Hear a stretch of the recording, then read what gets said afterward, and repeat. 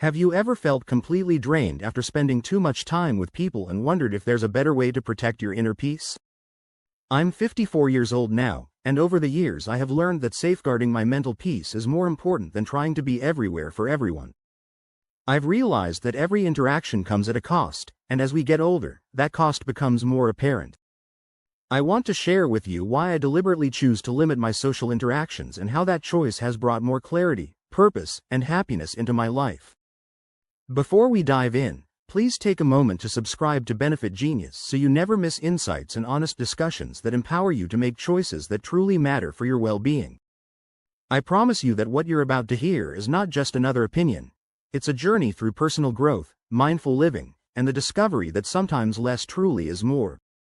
I used to think that being around people all the time was essential. I believed that more social connections meant more opportunities and a richer life.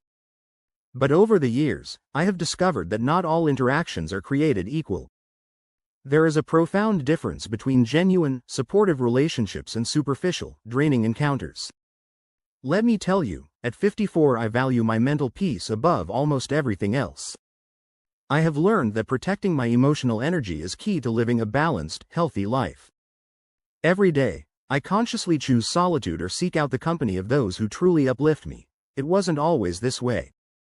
In my younger years, I craved social validation and spent countless hours trying to please everyone around me.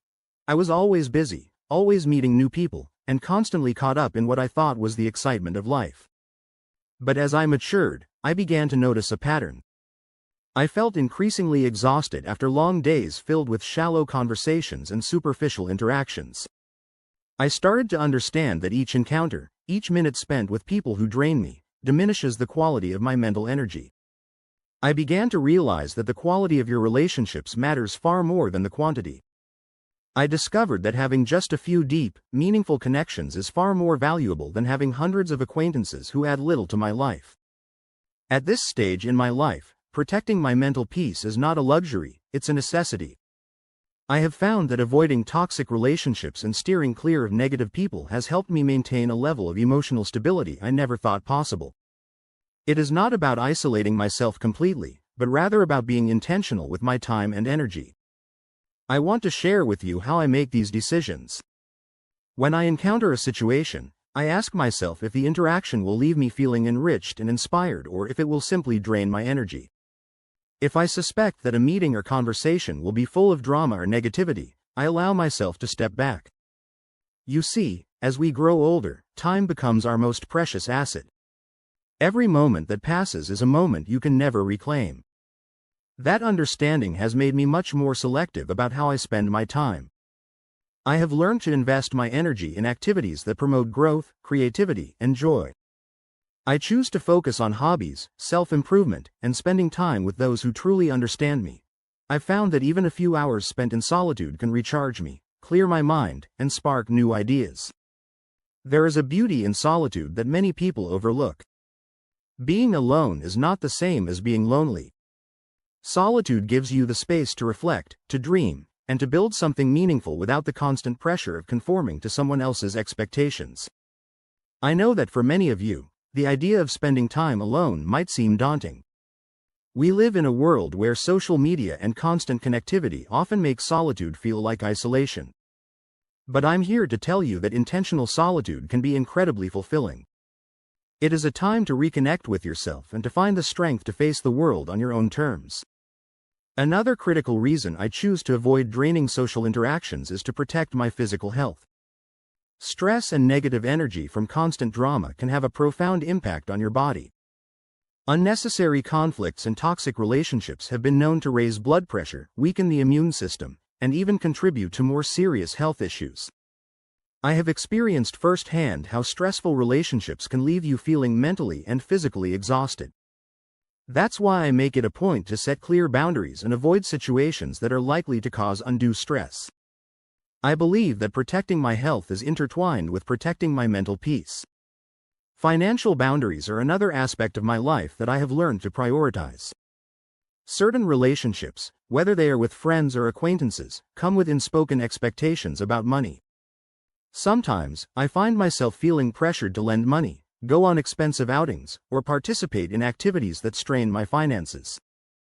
By choosing to limit those interactions, I have found it much easier to manage my money and to focus on my long-term financial goals. I know that finances and relationships can often intersect in complicated ways.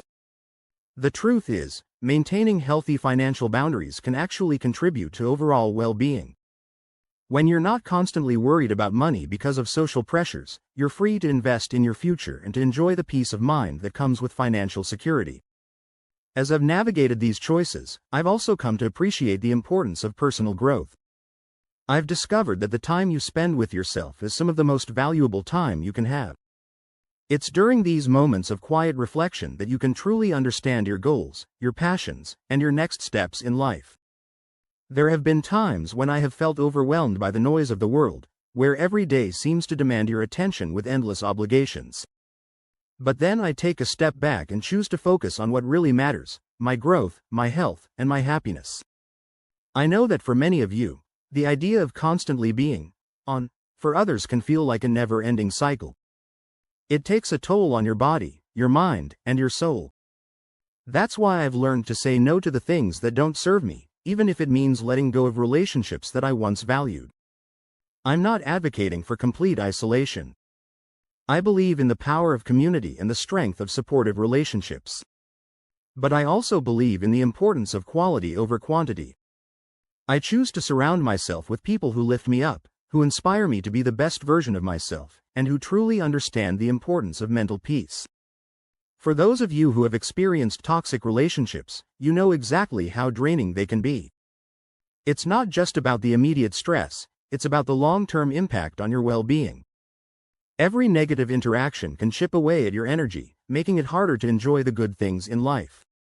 I've seen friends lose themselves in drama, sacrificing their health and happiness just to maintain a connection that isn't truly meaningful. That's not the life I want, and I'm sure it's not the life you want either. It's time we all start valuing our own peace of mind over the need to be constantly available to everyone. Take a moment to reflect on your own life. Are there relationships that are no longer serving you? Are there situations where you feel more drained than supported? Sometimes, the most courageous thing you can do is to step back and prioritize your own well-being. I encourage you to think about the people you spend time with. Consider whether they bring joy and positivity into your life or if they simply add unnecessary stress.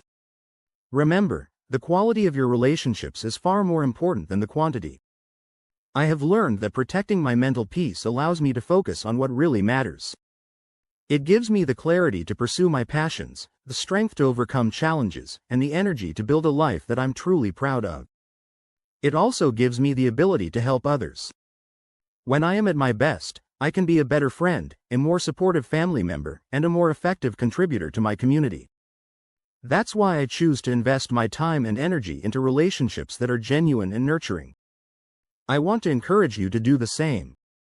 It might be tough at first, especially if you're used to being in constant social interaction.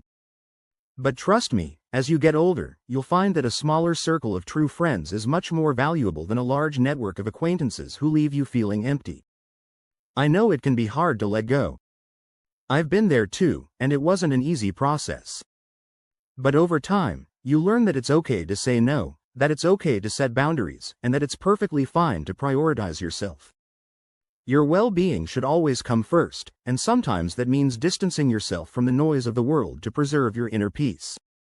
Every day, I choose solitude not as an escape, but as a way to recharge and reflect. When I spend time alone, I allow myself the freedom to dream, to create, and to plan for a future that truly excites me. I use that time to explore new hobbies, learn new skills, and simply enjoy the quiet moments that help me understand who I am and what I really want out of life. I know that for many people, the idea of being alone might seem daunting. But I've learned that solitude can be incredibly enriching. It's a time to reconnect with yourself, to let your thoughts wander, and to discover the beauty of your own company. So, if you're feeling overwhelmed by constant social demands, consider this. It's okay to take a step back. It's okay to say that your mental peace and your time are precious. And it's perfectly acceptable to nurture your personal growth by focusing on what truly matters to you. Now, I'd love to hear your thoughts on this. Have you ever had to make the difficult decision to distance yourself from people to protect your energy? What has been your experience with maintaining mental peace as you get older? Please share your story in the comments below, as your experience might help someone else who is struggling with the same challenges. And if you found this discussion valuable, please consider subscribing to Benefit Genius. Our mission is to provide you with honest, down-to-earth advice on personal growth, financial well-being, and the importance of protecting your inner peace. Every week, we share insights and stories that can help you navigate life's challenges with confidence and clarity. Thank you so much for spending this time with me today. I truly appreciate your willingness to reflect on these important topics and to take steps toward a healthier, more balanced life. Remember, the best investment you can make is in yourself, and by protecting your mental peace, you're setting the foundation for a brighter, more fulfilling future. Take care, stay true to who you are, and I'll see you in the next video.